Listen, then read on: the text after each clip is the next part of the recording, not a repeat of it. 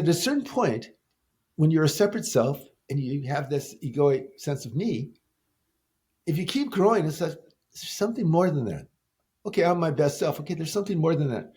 Maybe I'm not just me. Maybe I'm part of something larger.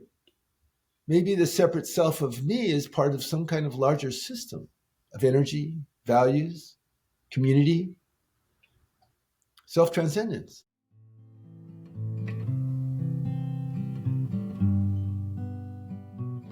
Hello, everyone. Welcome to the Reflections on Living Well podcast, where we explore perspectives on the good life in the 21st century. I am your host, Broderick Rodell. I hope you enjoy this conversation.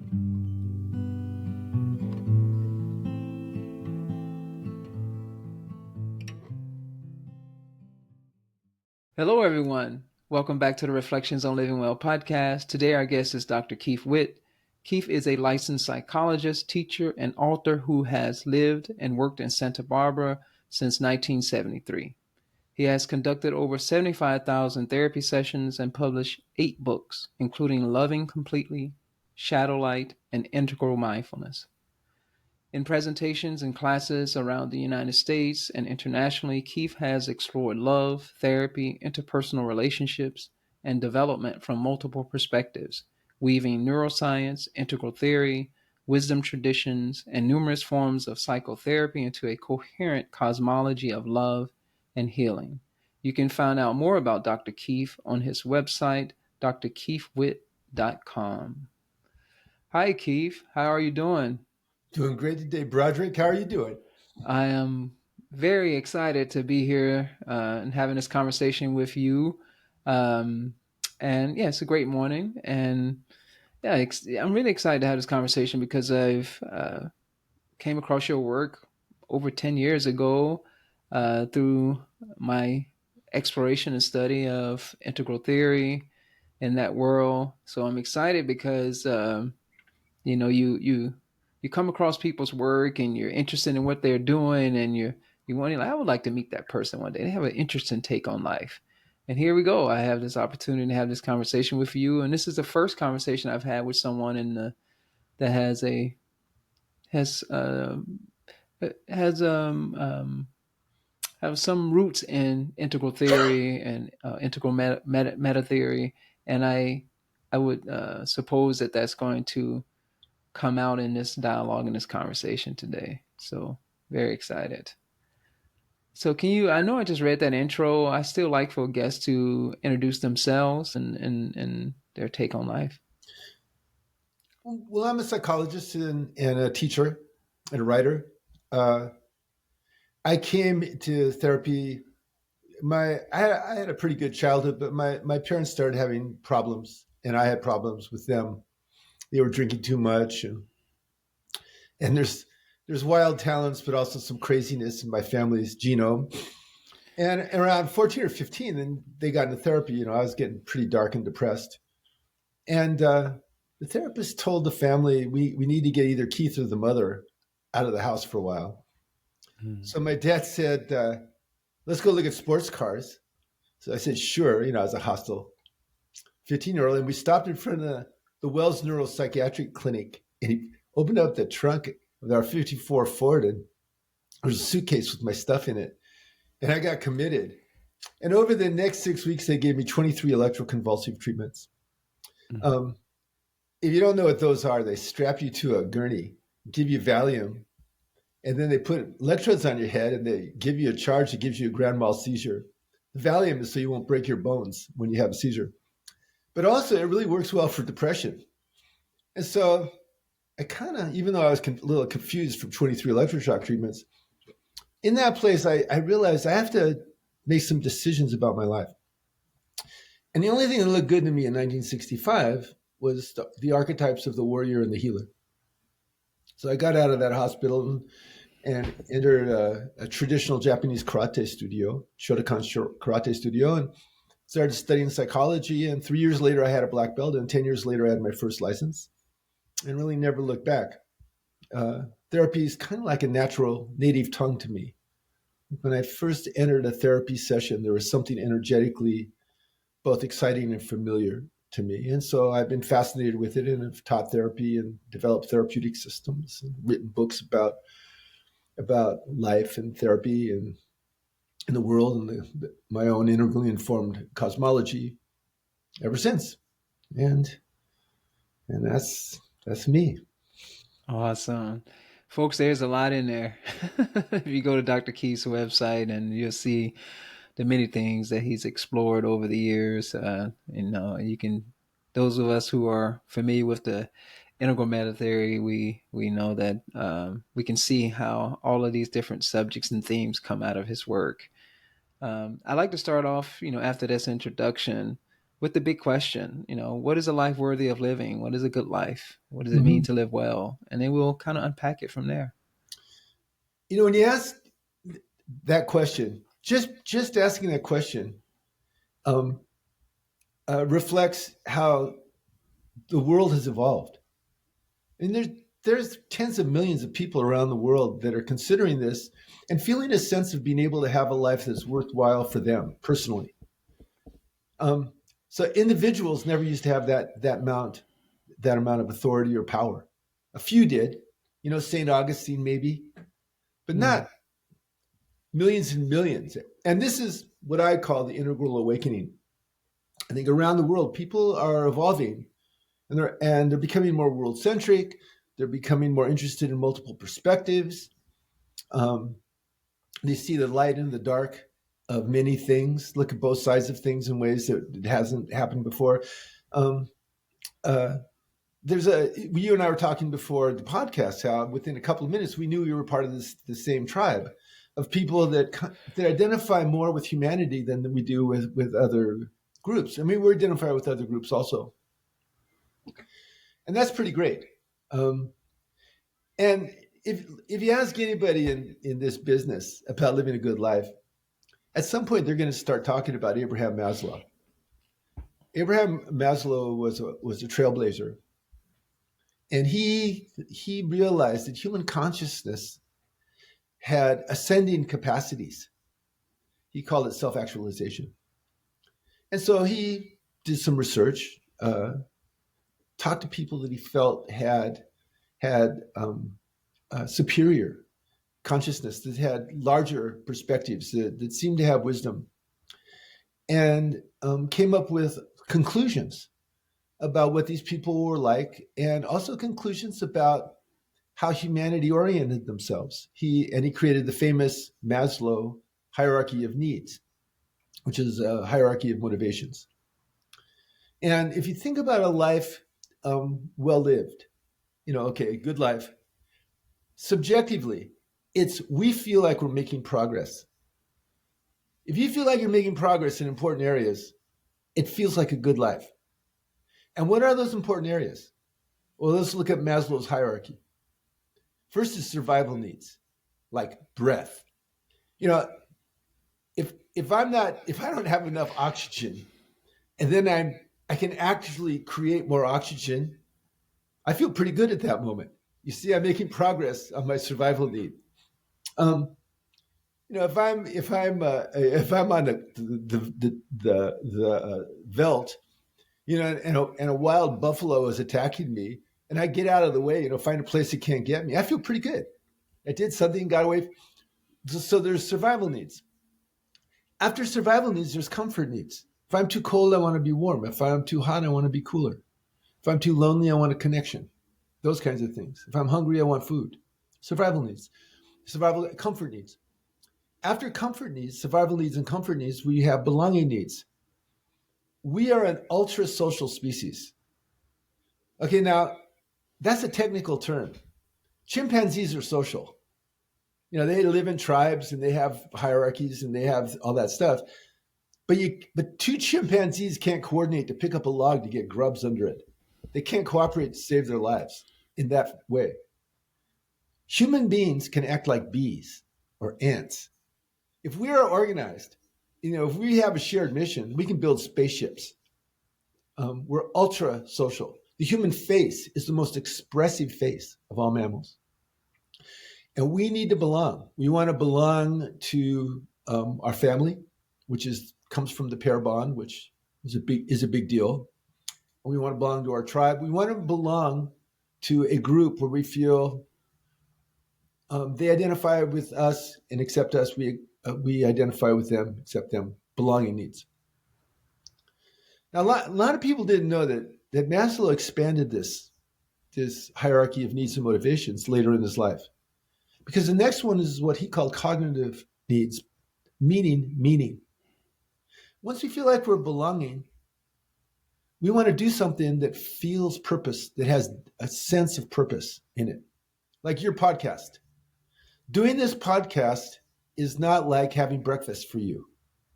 There's some deep soul's purpose that comes through this podcast. And when you're doing that, it feels good. We have those motivations. I suffer if I don't have something that I'm working on that feels like it's serving the world. David Data talked a lot about this when I studied with him around masculine and feminine, that the masculine wants deep soul's purpose, wants meaning at the edge of death, meaning something larger than myself. And then there's artistic needs. Human beings take all the drives and turn them into art. Just look around us. Walk down any street and look at people's front yards. People do art all the time. They can't help themselves. They want to make things look better. Look at all the romance novels, taking the sex drives, turning it into art and paintings and on like that. After that, we have self-esteem needs. One thing about modernity is that in ego development, as you evolve, you become more and more of a separate self, a me. I'm different. I'm different from the world. Around 1 year old, an infant discovers they're separate from mom. Around 2 years old, they discover they're a thinking being, and other things are thinking beings. 3 or 4, they feel part of their family. 6 or 7, they begin to identify with their school or their group or their ethnic group or their religion. Conformist, and they want to conform to those things. And then if you develop some kind of trade, you identify with your trade, your skill. What are you? I'm a therapist. I'm identifying with that. As you do that, as your ego evolves, there's more of a sense of self, separate from the other things before. It's an include and transcend process. After the expert, there's a part of us that goes, yeah, I'm a separate person. I want to move forward. I want to feel good about myself. In all of these levels, I want to feel good about myself. But when I'm small, I feel good about myself when I get what I want. I feel good about myself when I'm approved of. If I'm a conformist, I feel good about myself if my skills are honored. We all want self-esteem, and that's what self-esteem is. It's like we're the capacity to observe ourselves and then have an opinion. And humans judge all the time. We have moral judgments, beauty judgments, reality judgments, the beautiful, good, and true in integral. And we judge ourselves because we can see ourselves. And so we have self-esteem needs. I want to see Keith and feel like he's a good guy. You want to see Broderick, feel like he's a good guy. After that, we have self-actualization needs. I want to become the best version of me that I can imagine. I want to feel like I'm moving in that direction. After that, there's self-transformation. Because at a certain point, when you're a separate self and you have this egoic sense of me, if you keep growing, it's like, there's something more than that. Okay, I'm my best self. Okay, there's something more than that. Maybe I'm not just me. Maybe I'm part of something larger. Maybe the separate self of me is part of some kind of larger system of energy, values, community, self-transcendence. After that, if you keep growing, and very few people do, there's selfless service, where you just want to do stuff. If you go on my website, everything is free on that website. Okay, all my books are free. Hundreds of videos and blogs, they're all free. And at this point, I don't even know who looks at them. Or it's like, it doesn't really matter. They're offered to the world, and I tell people about them, and I go, hey, use them. If you use my stuff, I guess there's enough ego in me to say, give me a footnote. But if you don't want to, I don't care. fine. Okay. And after selfless service, there's some people that have significant periods of spontaneous transformation, where they just move through the world, being moved as the world is moved, being an instrument of spirit. Now, a life that feels worth living is a life where whatever need, whatever motivation is present, we feel like we're doing something to move forward on it. And if we don't, if we feel like we can't or we're not allowed to, those kinds of, we suffer. It interferes with our life. And another big deal about this is, since we're ultra social, all the stuff I just mentioned is always happening in relationship with all the different parts of ourselves, in relationship with everybody around us, in relationship with our past, present, and future, in relationship with the cultural standards of the time. It's always happening in relationship. And those relationships feel better or worse. If they feel worse, we want to have a sense of making them better, resolving them. That feels like a good life. If it feels worse and we can't do anything, then it blocks that sense. Now, there's two major ways that people navigate the world. I learned this from a personality disorder expert named Gregory Lester. I fall in love with different people. Ken Wilber, I fell in love with Ken Wilber, learned the integral meta system. And, I can't describe it right now. I mean, that would be a whole nother, hours. But anyway, Gregory Lester quoted some persuasive research saying people go through life either solving problems. Life is just a series of problems you have to solve. You wake up, you don't have any clothes on. I solve that problem by putting clothes on. I'm lonely. Call somebody up. I'm solving that problem. You see, we either are solving problems or we're doing drama. And what's drama? Drama is I feel like a victim, nothing that I can do. Oh, I'm either rescuing somebody, I'm trying to help them in a way that they won't allow themselves to be helped, or somebody's trying to rescue me. They're trying to help me. A rescue is offering goods that you can't deliver. For instance, you're in an alcoholic's house and the wife pours all the booze down the drain. That doesn't help the alcoholism. That's a rescue. It's an impotent gesture. Okay. And the victims want support, but they don't want help to stop being a victim. And then there's a persecutor. If you're trying to help somebody and they just don't change, you start persecuting them, or maybe you just like to persecute people. I mean, we see a lot of vindictiveness in the current culture, where people are attacking other people for gratification or release or profit or something. That's being persecuted. So rescuer, persecutor, victim can go on forever and nothing happens. Solving problems works. And so we want to be solving problems. We want to notice when we go into drama and go, no, I don't want to be in drama. I want to start solving problems. And if you experience yourself as somebody doing that, feel pretty good. Feel pretty good about yourself in your life.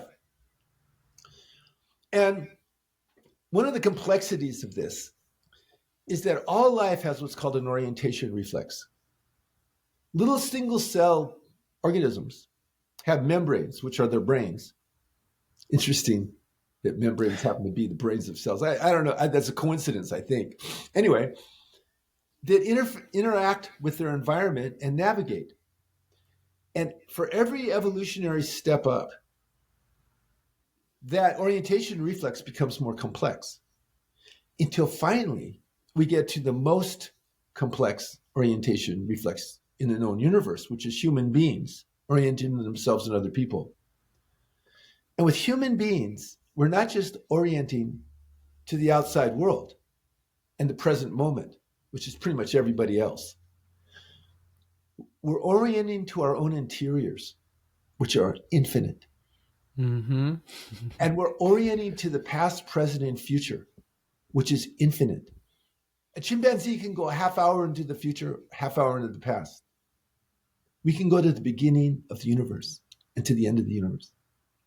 that orientation. And that's a massive job to orient to your own interiors and to orient to the universe and to orient to other people. And you do that from whatever level of ego development you have at that moment. And it's complicated by the fact that our nervous systems are there to keep us alive and to help us thrive.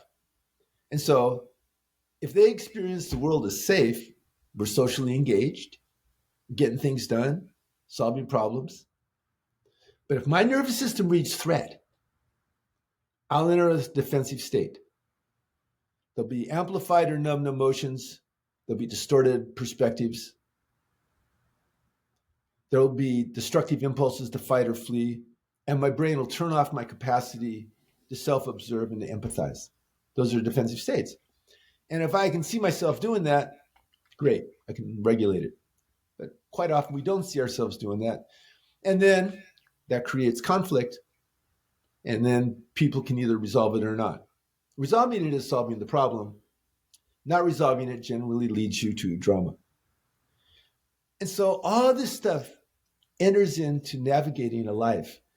And if you're solving problems and you feel like you're moving forward on motivations and needs, it's a life worth living. Feels like a good life. Beautiful. Oh man, so beautiful. Listeners, make sure you go back and rewind and listen to that again. I really loved it. You, as you were saying that, I was thinking of various things that questions to ask, and then you answered those questions, or you touched on it at least. And I love it. I love how you introduced this as a process. We have all of these capacities as a human being, these capacities related to just ourselves, and these various capacities that we have, or attributes. They can evolve, they can develop, and they can continually evolve and develop. We have this capacity for self-reflection and exploring our internal world that is infinite. We can explore the external world in infinite ways. So we have all of this. And the reason why I love that you're speaking about this in terms of a process, it's not like we arrive. I don't think we ever arrive. It's a process of unfolding, satisfying needs in the moment, meeting desires in the moment, and that's the good life, living well. It's not getting to some magical place and that's it. I've arrived and now I got it all figured out. I don't think we can ever figure it out because it's infinite. The Right. possibilities are infinite, and so and the combinations of interactions with others brings about a novel experience, and we have to creatively contend with that experience. And the more tools we have in our toolkit, meaning that the more complexity that we bring to it, we can learn something from that experience, and also we can resolve some aspect of that what's happening in that moment in that experience, and we get better and better and better at this as we continue to learn and grow and develop ourselves, and yeah, and try to do the best we can to get these needs met that we have, that are, you as you articulated, through Maslow and the additions that you brought to that, be it basic needs of breathing to the need of being in relationship with others, or these spiritual cosmic needs of connecting with something, which I refer to as the divine. And yeah, it's very complex. We're sophisticated creatures, and we need sophisticated tools to contend with the challenges, or the I don't want to think, I don't want to suggest that life is just all about challenges and it's all about problem solving, but it's, as we meet each moment, what can we bring to the table and what can we get out of each moment of our experience? And the more complex of a view of the of life, or the much more sophisticated our, um, I don't want to say just because it's not just cognitive, our various capacities to interact with our experience or to meet our experience. If we develop all of those different things, we can gather or get more out of those experiences. Yeah, it's Yeah. even hard to I talk would about get, it. we can navigate better. Exactly. We can navigate better. Exactly. So, you mentioned something within that I think I would love for you to elaborate on a little bit. The good, the beauty, and the truth. That is a set of values and principles that that comes out of various traditions, not just the ancient Greek traditions, but I think you can probably many traditions probably talk about some um, how am I Some saying this? version of that, yeah. Some version, exactly. Some version of this good, beauty, and truth. Can you say a little bit more about that? Well, Plato's the first guy. He probably got it from Socrates, who was too lazy to write his own stuff, so Plato wrote it down. Immanuel Kant, a treatise on pure reason, said that these are the three perspectives that we're always evaluating in the world. What's attractive or unattractive? That's the beautiful. It's the aesthetic. And interestingly, we don't seem to mind if other people don't agree with us with the beautiful. You look at a painting and go, that's gorgeous. And I look at a painting and go, I'm indifferent. We don't feel threatened by that. Okay. It's all, we realize it's somewhat idiosyncratic. The good is we always have moral distinctions. Human beings are born with at least 6 moral foundations that that will that will require expression. Now, culture will tell them. For instance, we're born wanting things to be fair. We're born wanting people to care for each other. We're born seeing loyalty as more attractive than disloyalty. We're born seeing authority, appropriate authority, needing to be respected. We're born wanting to be respectful of what's sacred. We're born with a desire for sanctity. We're born with the desire for liberation. We think freedom is better than oppression. So these are genetically determined. Most of the evolution in the last million years, one of the reasons that human beings have expanded so much is the social demands of tribes and nuclear families. When the pair bond started 5 million years ago, the social demands of a mother and a father and kids are enormous. That's a hierarchy that can either be a liberation or a hierarchy, or it can be an oppression, hierarchy. But the ancestral tribes grew around the pair bond, which have incredible social demands. The reason why we have a pair bond is when we came down out of the trees, a mother couldn't pick up a kid and jump into a tree anymore like chimpanzees can or monkeys can. You needed a guy who was willing to die for them. And that hierarchy is repeated. Again, we have liberation hierarchies, or we have authoritarian hierarchies. Those hierarchies are repeated in every human institution to this day. And these social demands kept people evolving, and brains kept expanding more and more and more and more and more. And the evolution hasn't stopped. The most recent evolution of the human brain was 11,000 years ago. Okay? Yeah. 60,000 years ago in Africa, there was a famine. And the people that were more social had an advantage. So human beings self-domesticated. They became less violent and more social. This all requires more neural territory. 200,000 years ago, there was a mutation on the FOXP2 gene that gave us the capacity for grammar and metaphor.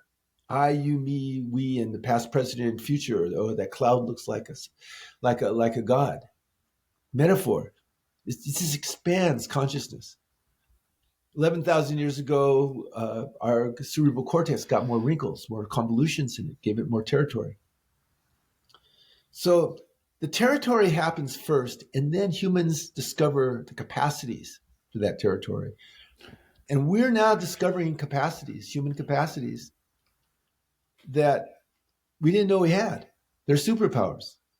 The capacities for love of all things, the capacity for deep empathy, the capacity for creativity, all the superpowers that we see of creation, the physical superpowers of people doing things that people couldn't physically do before, the superpowers of intimacy.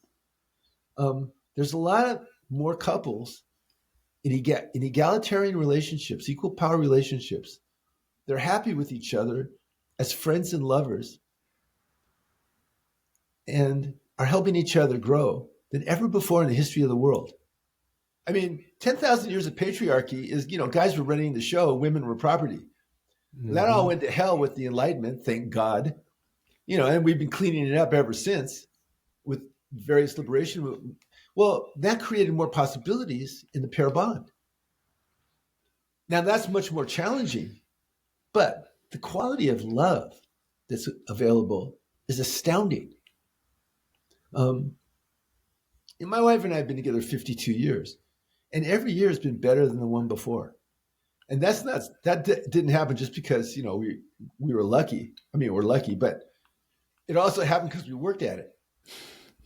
Because I God knows in my work, I know enough that if you don't work on your friendship and your love affair with your partner, bad things are going to happen eventually. Yeah. Okay, so the good is that thing that tells us what's good or it's not on those 6 foundations. Big deal. And we're always evaluating. We're always judging. And depending on your level of ego development, and what I mean by ego development, say you're a conformist. Say you're a conformist Christian. Okay, fundamentalist Christian, right? Fundamentalist Christian, and I have a cousin who's fundamentalist Christian. I love her. She loves me. And, officially I'm going to hell. So she officially really disapproves of Keith not saying Jesus is the one God thing. Okay? So she has moral disapproval of me not being a Christian. Okay? Which is consistent with her worldview. Right? If I was talking to a business person, and I said, yeah, I'm giving everything away free on my website. They go, why are you doing that? I mean, you could sell that stuff. You could franchise. You could, that's stupid to do that. Okay, so for them, that's morally wrong. You don't take valuable stuff, just give it away. Okay? And so it depends on our level of ego development in terms of what's good. Now, when you get to integral has a relativistic value system. But integral is you have a felt appreciation from multiple points of view. You realize language is inadequate to describe real lived experience. Like, I could talk about how you and I feel in this conversation. I feel connected. I feel affection. I feel excited. But, that doesn't really describe what you and I are experiencing. Language is inadequate. And you have a relativistic moral value that says, well, what serves the highest good can change depending on circumstances, people, that kind of stuff. Right? So on that particular level of consciousness, what's good tends to be relativistic. It's what's good for the individual, what's good for the highest good. You take a lot of those things into account and what levels people are, in terms of, is someone in a more conformist moment, more egocentric moment, for instance? Okay, so the good changes at that particular, it broadens. And that's generally what happens as we develop. We have bigger perspectives. We become more world-centric, for instance. Less my country right and wrong, and more let's take care of everybody, things like that.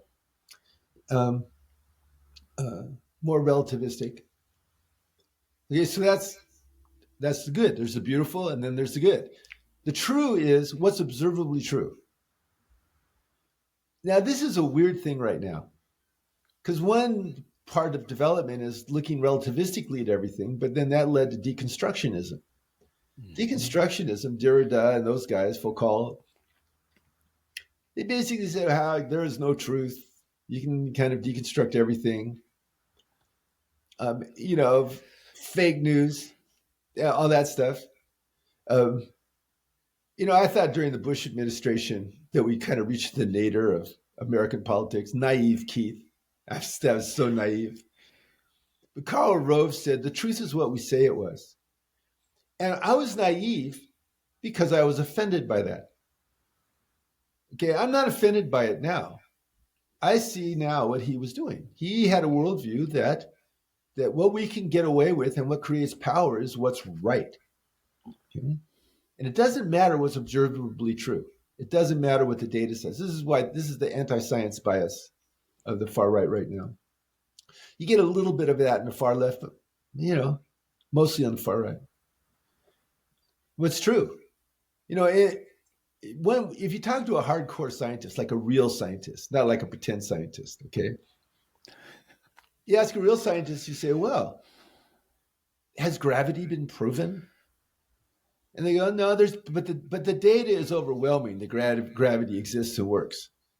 They don't think anything is proven. They just see data supporting a hypothesis or not supporting a hypothesis. Interesting side note on that. Back in they measure periodically. Gravity is measured. Speed of light is measured. In the 60s and 70s, speed of light changed a few hundred meters per second, and gravity changed like a percentage point. Nobody knows why, which is pretty cool, I think. That there's more things than heaven and earth, right? So the beautiful, good, and true are this broad perspective. In integral, you look at those from looking at individuals and groups from the inside and the outside. They call it the four quadrants. So we would look at you from the outside and go, you have brown eyes, you have some gray in your hair, and if we took your blood, you have this amount of cholesterol and all that. We could look inside your brain waves. So we're looking at you as an individual from the outside, okay, as kind of as an object. But then we could look at you from the inside. How do you feel? What worldview are you looking out of now at this moment? What motivates you? What's the subjective sense of being Broderick in the world? Okay, so now we're looking at an individual from the inside, individual from the outside. We can also look at Broderick in his family, in his community. We can look at all from the outside. How do they talk to each other? How do they relate? What are the rules that they follow? We could also look at Broderick from the inside, like you and me talking now. What's it like to be in relationship with Keith? So now we're talking about a relationship from the inside. So you look at individuals and groups from the inside and the outside. You see that tracks the true, looking at things from the outside, observably true. You see how it looks at the beautiful. Whatever is subjectively interesting to me is beautiful and not.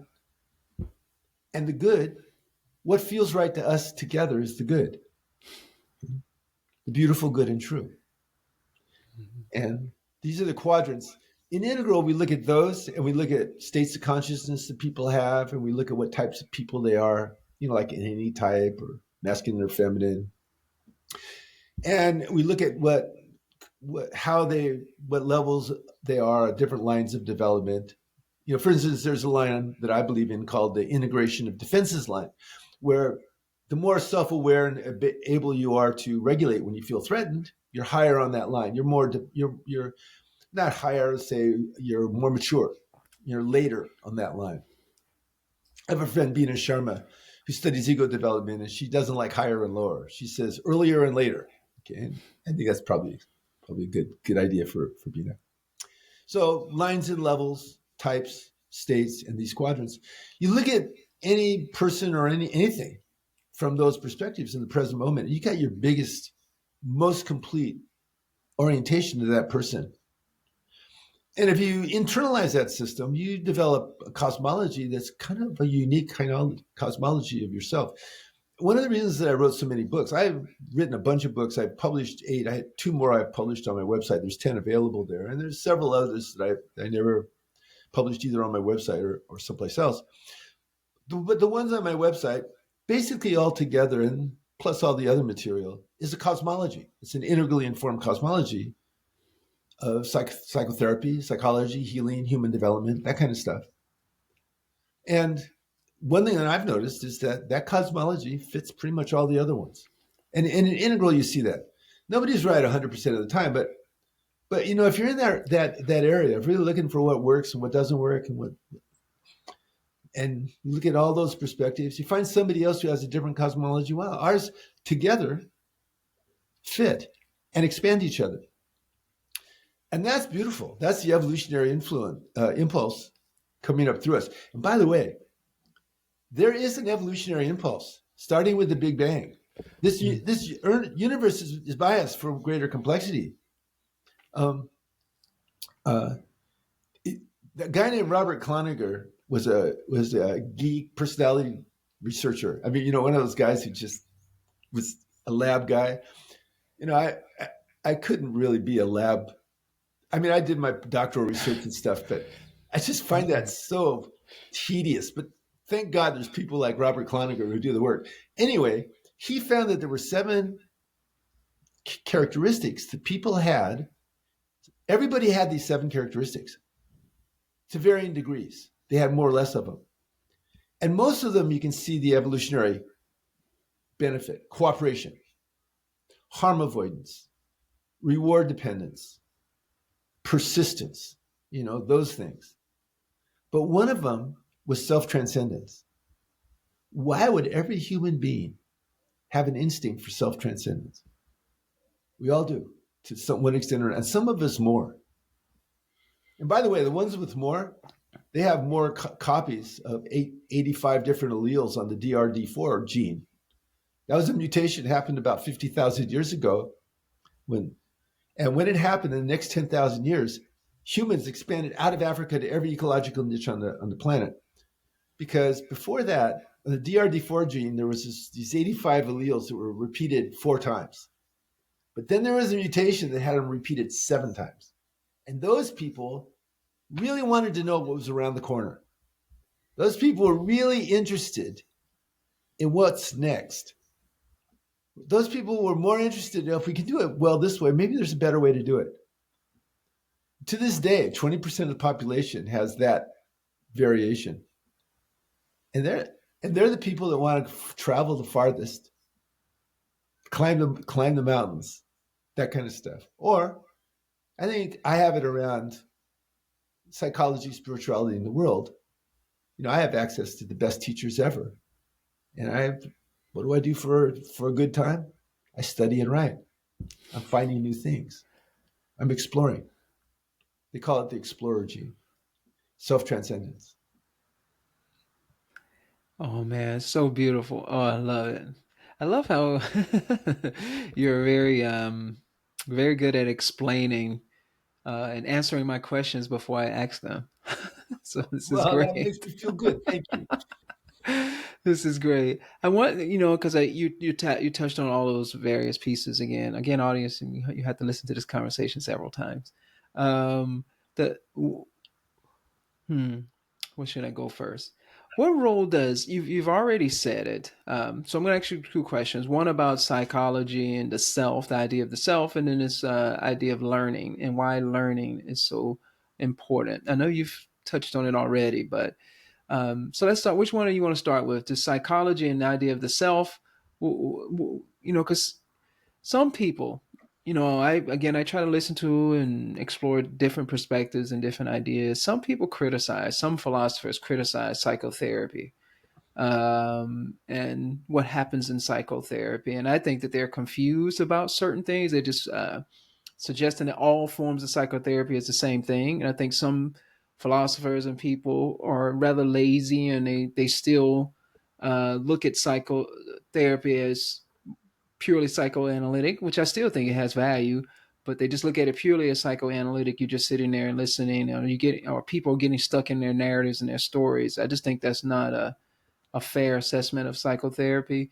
Can you say a little bit more about psychotherapy, psychology, and this idea of the self? Because I know, at least my view on it, most people, science, and even psychologists, that the idea of a self is an illusion, yet it has important value. So, can you say a little more about those? Sure. Well, first of all, um, uh, if you look at bad psychotherapy, it looks pretty bad. It is, yeah, yeah, That if you look at a bad plumbing looks pretty exactly, bad. I don't exactly. believe in plumbing; it never works. All it does is just spread shit all over the place. So kind of have to look at good there. Also, recognize psychology is a young science. I mean, medicine, thousands of years. Physics, thousands of years. Psychology, 150 years. Um, and the self is super important in psychology. Why? Well, Freud is the guy that popularized the unconscious. Okay, he said there's actually something going on in there, and in there he because he couldn't see. He Freud spent 20 years looking at sea slugs, trying to figure out their brains, got nowhere, and finally went into metaphor because he wanted to understand. And so he said, well, there's drives in there. He called them the id. And there's criticism in there. He called that the superego. And there's a self in there. He called that the ego, which means I in German. Okay. And he developed psychoanalysis to deal with what he thought were the cause of all people's problems, which were internal conflicts between different parts of themselves. And he was partly right, though he got some things astoundingly wrong. But of course, all people do that. And so he developed psychoanalysis to help people understand themselves. And he found that when people understand themselves and that when these conflicts got projected onto the therapist and they worked through it and they talked about it, that a lot of people felt better. And ultimately, he said health was the ability to love and work, which is not a bad definition of a good life. Okay? Yeah. Love and work. Notice relationship and purpose. Now, Freud missed something important. And not just Freud, everybody else did too. Like Carl Jung developed his idea of archetype. I could go through all the people, there's all the systems. But here's what they missed. 15 to 19% of the population has enormous difficulty self-observing. Mm-hmm. They can't see themselves do stuff. They'll do the same thing over and over again with negative results and not observe it. Not only will they not observe it, if you push into it, they'll go crazy on you. These are personality disorders. It's easy to see frank psychosis. Personality disorders disappear when personality disorders are people that do one thing all the time and can't do other things. The grandiose people, Trump, all they can do is grandiosity. If you're in an environment where grandiosity works, say you're on stage and giving a whatever performance, looks great. Okay, you're talking to somebody and they're talking about how distressed they are and you want to, and they need empathy, and you just go, well, okay, stands out.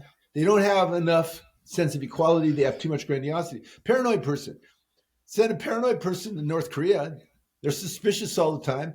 Well, that's pretty adaptive for North Korea. Mm-hmm. Not that I'd ever go there, but if I went there, I'd be suspicious of pretty much everything in North Korea. But you take me home and I sit around and I'm talking to Broderick and I'm suspicious of Broderick. It really stands out. Wait a minute. That's not working. So 15 to 19% of people didn't have a capacity to self-observe. And so in psychotherapy, we needed to develop new techniques and new understandings to help those people develop a sense of self who can observe themselves. And that's hard to do, to install that. We have various ways of doing it. And this is how psychotherapy has grown. Psychotherapy has grown when there was some aspect of helping people in terms of their relationships that wasn't being addressed. And somebody says, I can do that. The family therapist said, if we can make families healthier, the people inside them get fit. So the family therapist made it all about, now, humans say, if I got something good, then I'm going to fit everything into it, and the other people are full of shit. Okay, so, the family therapist and the behaviorist said, oh, babies are born tabula rasa, and it's just their conditioning. No, it's not. 75% of personality is heritable. But you're right about training, about the contingencies. Anyway, the new systems have expanded. Schwartz. he was a family therapist who's working with individuals, said, all the different parts of the person inside, it looks like a family. I'll do family therapy with somebody's internal parts. And boy, that was really helpful. Mm-hmm. So as the field has grown, I believe that the meta psychology of the 21st century isn't really a system at all. It's a mode of discourse. I think you and I are enacting a meta psychology when two informed people are talking with each other in the dialectic with the goal of understanding and enhancing the human condition. We are enacting a meta psychology that naturally self organizes all the psychologies. And it's just, it's a, just, a paper, what would you call those things? Like a straw man to say, well, therapy doesn't work for some people. Yeah, nothing works for some people. Heart Exactly. surgery doesn't work for some people. But we're not going to Exactly. throw out heart surgery. Oh, yeah, he lost somebody. So, fuck, we're not going to do that anymore. No. So, what we do is we find out where it doesn't work and we go, what's going on? And what can we do differently? I have often thought about it. The APA, I'm a licensed psychologist. The APA Code of Ethics tells me a lot of stuff I can't do. And I like being licensed, so I don't do that stuff. Though if it was, really important in my heart, I would do it. I studied with a Taoist priest once about 45 years ago with this intense body work where we did a lot of energy stuff. And it was psychotherapy. I was using that, but I was also doing this other stuff. Um, well, I can't do that if I'm a licensed psychologist, not getting troubles. So I stopped after I learned it. Um, so the form of meeting somebody an hour or 2 hours a week, sometimes that just doesn't do it for some people. Though most people, if you meet with somebody and you see, and they want what they want is what's best for you. That's what they want. And you meet with them and they want to know you, they want to understand you, and they want to help you grow. And if you meet with and you receive influence from them, regularly, you will be benefited. I am confident anybody who comes and works with me is going to get some benefit. I don't know how much. People say great things and people say whatever, but nobody ever says, I didn't get anything out of this. Okay. So psychotherapy where a caring person is interested in that, wants to understand, wants to help, wants to offer positive influence, wants to care and cares. That's healing. And that always is going to be healing. And it always works. So, there you go. Love it. Oh man, I'm glad you said all of that because I think a lot of us are confused about what psychotherapy is, and I love this idea of meta psychotherapy or meta psychology because in every moment, and again, it goes back to complexity and multiple perspectives, and understanding that every moment, every occasion, every interaction, there are so many different aspects of that interaction. And the more you have in your tools in your toolkit to see all of those various aspects, you won't see them all, but you can grow and develop yourself to see as much as you possibly can. There's something that's going to be gained. There's some type of resolution in some capacity that's going to happen within that conversation. There's going to be a deeper understanding That's right. on between two people in that conversation, that dialogue. And in that understanding, there's a there's some progress that has taken place. There's some increase in capacity, as you said earlier, to navigate one's experience. And how much that is going to be, no one knows. You don't know until after that session is done or in the middle of that conversation. You never know what's going to happen. So I'm glad you mentioned that because I think we have this tendency as a society and culture, professionals, particularly professionals and professional organizations, that create rules for those who are licensed within that organization or institution. They create these hard boundaries that are that doesn't make a lot of sense for 90% of the cases that you find yourself in. I don't think it makes sense for any of it, because every individual is so different and so complex. And we have this idea that every person is the average person. No, there's no such thing. Every person is different. That's why it's called average. Mhm. And if we are so restricted or we try to confine human beings into these boxes, then we're losing out on so many things in so many different spaces, be it therapeutic space, be it a space of technological innovation and creativity. And we restrict the science, that you see this world of at least the materialistic or physicalist view is starting to fall apart, and because it can't hold up to scrutiny. It's a guess. It was made up, because it helped the foundational view of physicalism, that the world is Yeah, physical and everything comes out of that physical yeah, universe. materialism, Yeah, purity. material. Yes, Yeah, and it's not holding up, and some right. people are want to pigeonhole, and some people are still fighting and trying to confine everything in that box. So much so that I thought was just literally crazy, and now some people are starting to call it crazy when people will literally go around and say you are your brain. I'm like, that Yeah, makes no right. how, like, how are you getting away with saying that, and like, getting millions of dollars of funding to do research, and they're experts, and I'm like, that is the most woo-woo thing you can imagine. And I'm like, how are people not saying anything or calling this out? And some are doing it now, but then you still have people still saying that you are your brain. I'm like, that is so crazy. That's worse than behavioral psychology. It's that someone is trying to say that you are your neurological structure in your skull, and disregarding all these other aspects of who you are, because we're fixated on this idea that we made up, that the world is an expression of is purely physical or purely material, and it doesn't make sense under intense scrutiny. No, it doesn't. Um, yeah, and so it's good to see again, what you said earlier. There is an evolutionary process that's taking place, and those ideas are starting to shift, and people are starting to realize and recognize that, yeah, that's not going to necessarily work. It's not going to help. It doesn't. There are better ways of seeing things. We may not know exactly what that is yet, that's going to better describe human experience and phenomena. And it's good to see that in psychotherapy, that people are starting to recognize that, okay, then I can study all these various methods and systems and perspectives, but I can have that in my library and my toolkit. But when I meet the person in front of me, how can I be as present as I possibly can and sensitive as I possibly can? And hopefully, all these things I've studied has increased my sensitivity, where I can meet them in conversation and dialogue. And maybe there's some deeper understanding, or maybe there's a resolution, at least to some aspect of some issue that they're undergoing. So I don't. I think that's just great.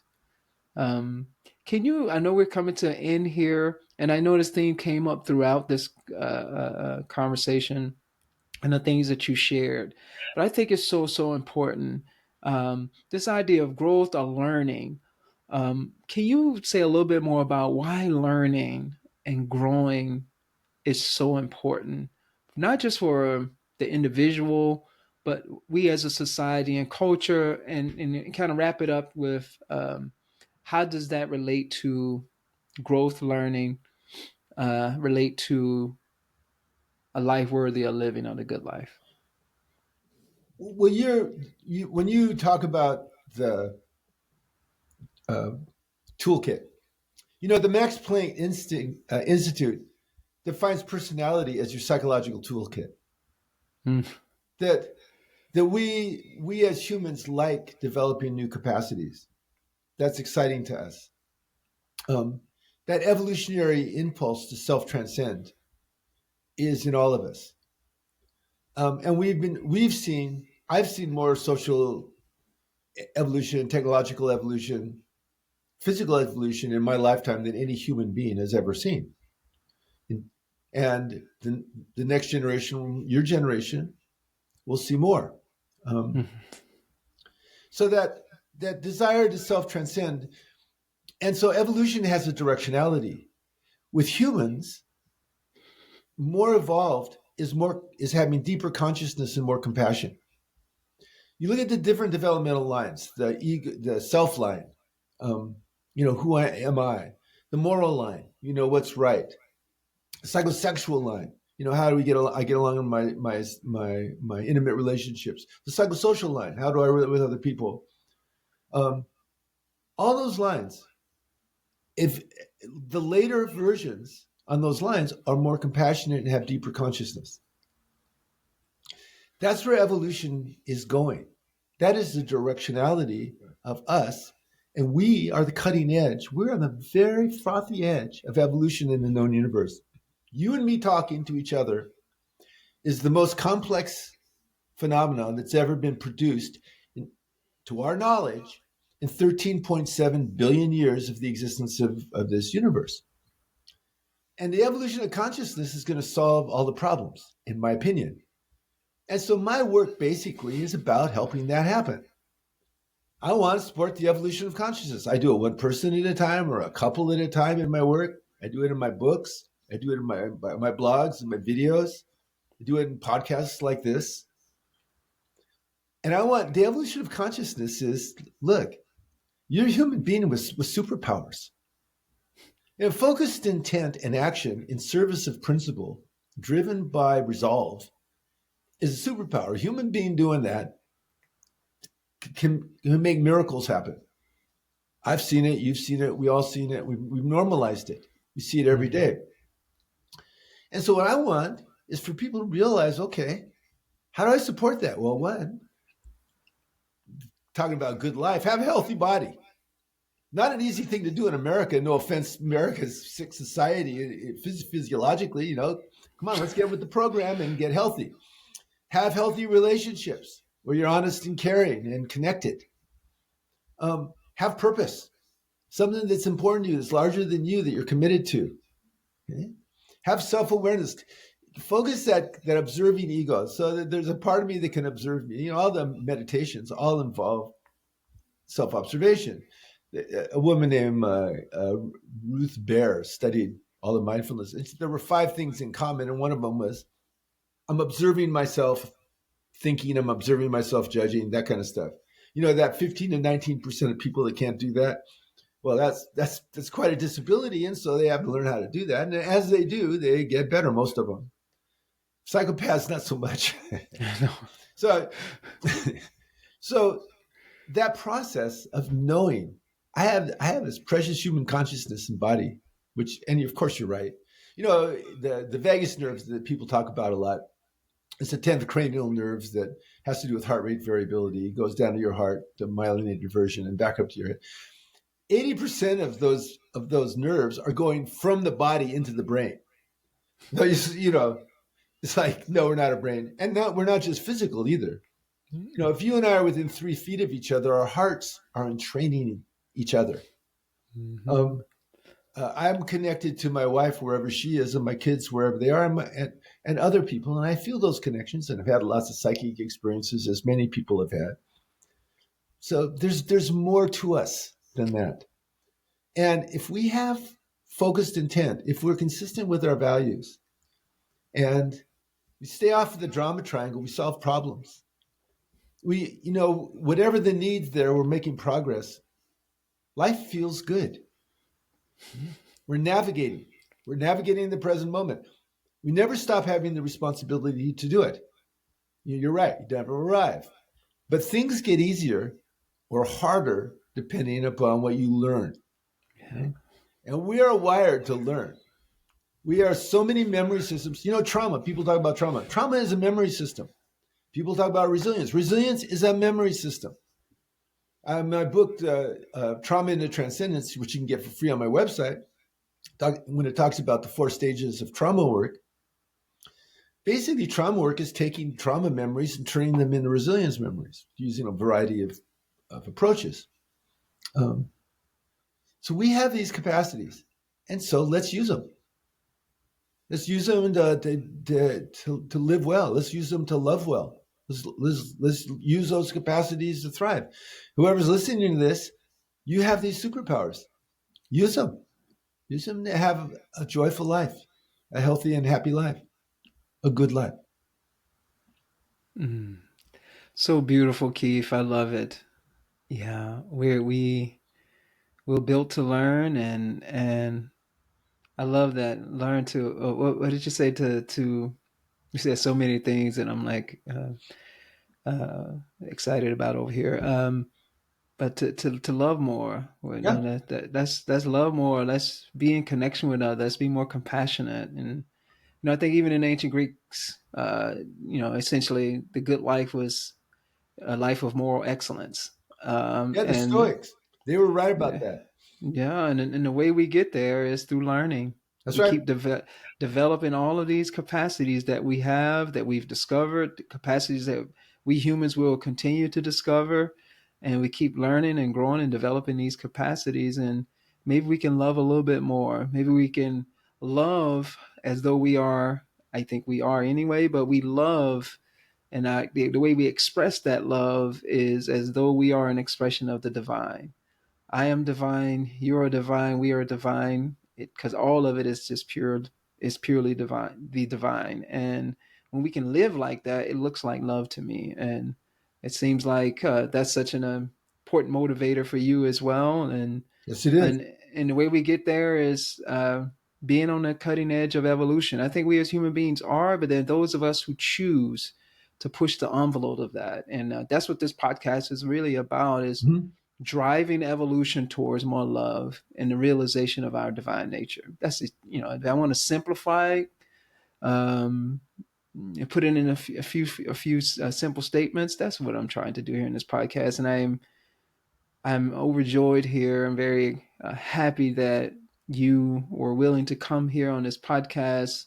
Some guy you don't know that sends out a podcast, an invitation to be on this podcast, and I don't have like thousands and thousands of followers, not yet. It's just getting started, and I really appreciate you coming here and sharing your knowledge, your wisdom.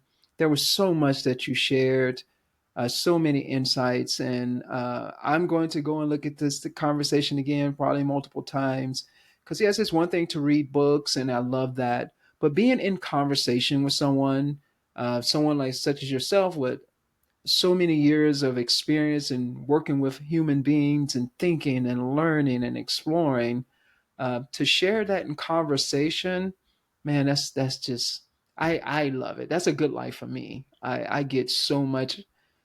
I'm so excited, so much joy. I'm overjoyed, overfilled with joy over here, if that's the correct way of saying that. Me too. Based on this conversation. So I really appreciate you, Keith. I hope and pray that we do something like this again. There's Sure. so much you have to share. I think that we can have multiple conversations, and I've heard you do this on just relationships alone, and the importance and the value of being in a relationship, be it partner or just friendships and things of that nature. So, any final words you'd like to share before we sign off here? In the Bhagavad Gita, Arjuna is Krishna is Arjuna's charioteer in a great battle, and they have a Mhm. conversation, and that's the Bhagavad Gita. And Arjuna asks Krishna, what's the yoga of action?" And Krishna says, "The yoga of action is to make everything that you say or do or think an expression of God." And that's what we're talking about. And on that note, much love to everybody. Oh, you're such a beautiful soul, Keith. Much love to you as well.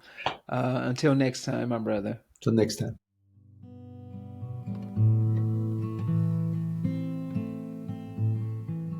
Thank you so much for tuning into the show.